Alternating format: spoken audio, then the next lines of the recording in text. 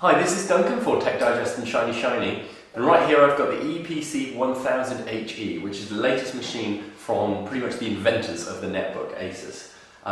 This is got a brand new Atom processor, which is 1.66 GHz, which is a fair bit faster than the older one. As a result, the performance is a lot snappier than most other machines of this caliber, but the price is also a little bit bigger as well. I'll come to that in a minute. There's a 10-inch display. It's very nice. It's a little bit glossy, so in the sunlight you might have trouble, but it's fine for all intents and purposes. The other headline feature on this is the battery.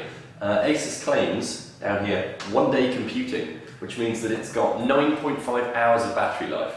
Now, in my testing I found that it didn't actually manage quite that much. It was more hitting between 4 and 5 hours, but even so, for a laptop that's pretty good going, and it'll last you, a good solid train journey or something.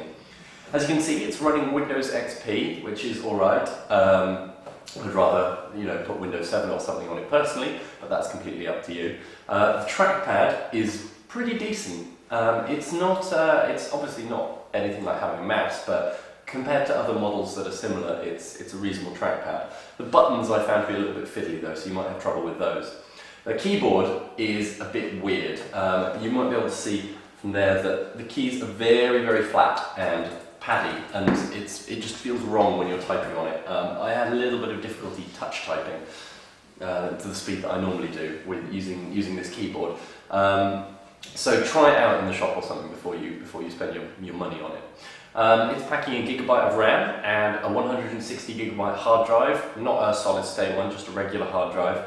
There's also 10 gigabytes of cloud storage that Asus provides for you to store your files on the internet. It comes with an SD card slot on the side, right there. And there's 3 USB slots, 2 on this side and 1 just there, along with network, headphone sockets and microphone, and a VGA thing, and then power is right there. Part of the reason it's got so much battery life is that it has this whopping battery on the back, which, see if I can pull out, doesn't seem to want to come out very well, but never mind, it's fine. That, as a result of it being having so much battery life in it, it adds a lot of weight to this machine. It weighs 1.4 kilograms, which for a netbook is a lot. You're going to have a sore arm if you're carrying this around too much. There's a 1.3 megapixel webcam, and other than that, it's a fairly standard netbook. It's powerful, but it is standard, and it will cost you £329, which again is a little bit above average.